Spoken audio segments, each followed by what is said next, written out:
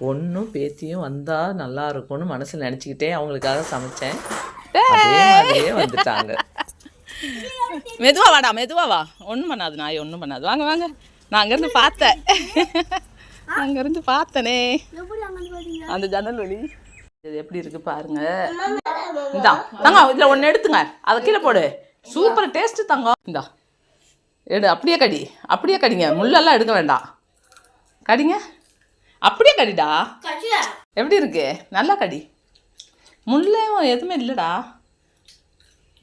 நல்ல மீன். ஏன் பயப்படுறீங்கல்ல? இந்த மீன் அப்படித்தான் தங்கம். சாப்பிடவே மாட்டாரு. எப்படி இருக்கு? சூப்பரா. இந்த ஒன்று மட்டும் நீ எடுத்து கடிச்சிக்கோ, வேணா நீ சாப்பிடக்கூடாது. இந்தா அப்படியே கடி, நல்லா மென்று சாப்பிடு. ஒன்று தான் உனக்கு அதுக்கு மேலே இல்லை. நீங்கள் சாப்பிட்டுத்தாங்க நிறையா. எப்படி இருக்கு? தேன் முள்ளே இல்லை அதில். மொறுன்னு சாப்பிட முடியுது. ஐயோ, கவலையாக இருந்தேன் நீங்கள் வரலையே, வருவீங்களான்னு. சரி, இருக்கா?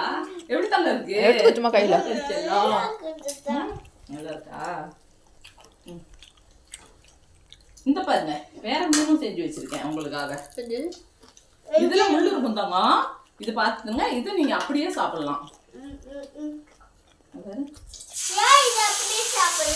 இதுல முள்ளே இல்லை தங்க. அம்மாவுக்கு தெரியா, நான் இன்னும் கொஞ்சம் நிறைய வாங்கிட்டு வந்திருப்பேன்.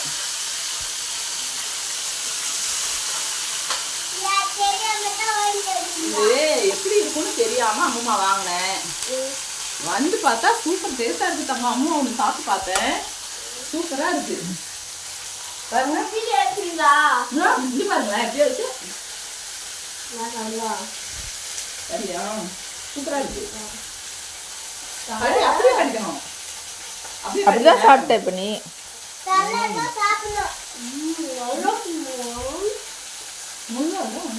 இனிமே நான் வாங்கி செஞ்சு கொடுத்து வந்துடுறேன். இப்போ நீங்க எடுத்துட்டு போறீங்களா? சரி. இருக்கு மீன். போதும். இப்போ குழம்பு காலி ஆயிடுச்சு. குழம்பு அங்கே இன்னொரு குழம்பு இருக்கு. இருக்கா? 2 குழம்பு 2 போதும். இதுதான் சீலா மீன். இப்போ இந்த வறுத்தது, இப்போ வறுத்த மீன் இதுதான். பாரு, நீங்க வரணும்னு ஆசைப்பட்டுக்கிட்டே சமைச்சேன். அதான் அதே மாதிரியே வந்தீங்களா இல்லையா?